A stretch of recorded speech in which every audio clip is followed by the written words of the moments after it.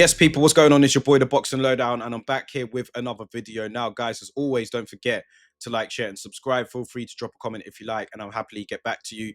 Now, people, let me first of all just apologize, man. There's been a lack of videos recently on the channel. Haven't been well this week. I've been really under the weather, man. Something's definitely going around, and it caught up with me, so bedbound for the last few days. I'm still not 100%, but I'm feeling much better now. So, yeah, that's why there hasn't been as much videos on this channel as I would have liked recently. But we're better now. We move. Let's talk about Chris Eubank Jr. and Conor Benn 2, right?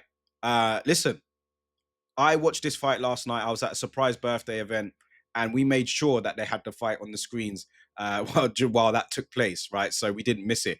And everyone in the room was pumped. Saw Eubank Jr. walk into the ring with 50 Cent, had the white coat on, everything. You know what I mean?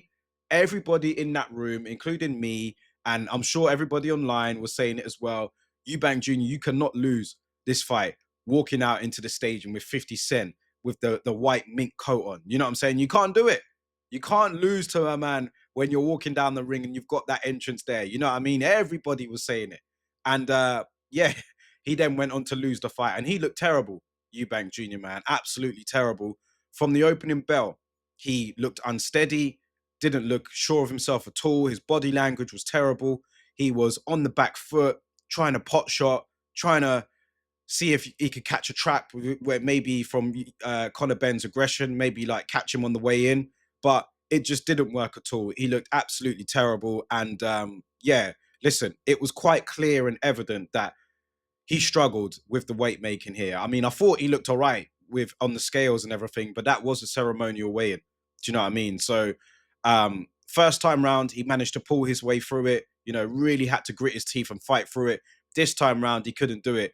And I did say that if that was going to be an issue again, then he'll lose the fight. And I couldn't believe that, he was taking the same sort of clauses for this fight round as he did the first time, even after winning. But, I think maybe that was part of the contract beforehand. I don't know. But yeah, it just seemed like insanity to me to put your body through all that again and expect the same outcome. And it didn't. Conor Benn as well, it wasn't just down to Eubank looking terrible in the ring because he didn't look that great in the ring first time round. I think that Conor Benn fought with much more controlled aggression. He was putting everything behind the jab. He was forcing Eubank back. He was throwing some body shots in there. He wasn't just going for the wild haymakers. He wasn't just fighting off emotion. Do you know what I mean? He was actually much more controlled in there. And throughout the build-up, Conor Benn was much more controlled and less emotional. So you saw how much better that made him mentally and then in the ring as well. So that definitely helped him. His team definitely, when they went back after that first fight, they definitely said to him, look, you can fight much better than that. You can be much more controlled. We can break this guy down. And that's what they did, you know. And more as the rounds went on last night, Eubank Jr. was posing less of a threat, barely struggling. He was struggling to throw his punches out there, having any sort of effect. Conor Benn looked like the stronger man in there. He was tossing Eubank Jr. around that ring. And I'm just like, rah, like, Eubank Jr., you're the middleweight.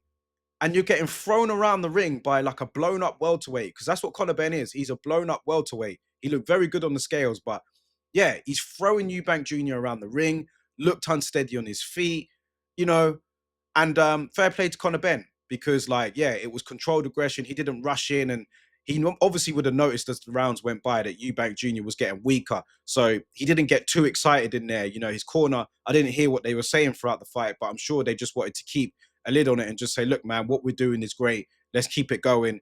He's not going to make it if you keep going how you're going. And as the rounds went by, yeah, I mean, I barely gave a round to Eubank in there. I think maybe I might have given him one, at the max two for Eubank, but really Conor Benn was in control throughout the fight. Then you get to the 12th round.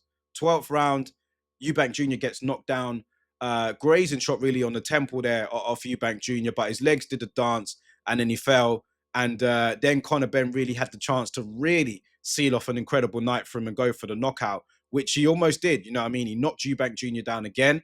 And ultimately for him, though, it was too late. I mean, the bell signaled the end of the fight. And Conor Benn, everybody in the arena knew was going to be given a decision win. Lopsided, unanimous decision win for Conor Benn. And listen, man, don't feel too sorry for Chris Eubank Jr. Do you know what I mean? Don't. Because he, to be fair to him, he didn't offer. I haven't seen the post-fight press conference yet, but he didn't offer much of an excuse. I mean, kind of made it clear that he struggled, you know, and everything else. Went through hell, he said, to get in the ring tonight. But listen, man, you went through that the first time as well. Then you agreed to the rematch, and you was actually going to do the rematch in September as well. You was going to imagine if he did it then, you know, where that would have still been, you know, a few months off the fight that they already had. He would have looked even worse. So he had 2 extra months to get better from the first fight, and he still looked terrible. So don't feel too sorry for him. Do you know what I mean? He got a great payday last night. He knew the implications of going in the ring last night and what he had to do, because he did it the first time round, and he didn't look great in that fight. Looked even worse this time round. So it's not an excuse. Do you know what I mean? Conor Benn was much better the second time round as well, and fully deserved with the victory. You know what I mean? So what happens next for both guys? That is the big question.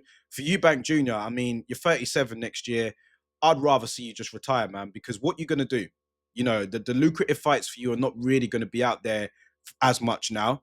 You know, who are you going to fight?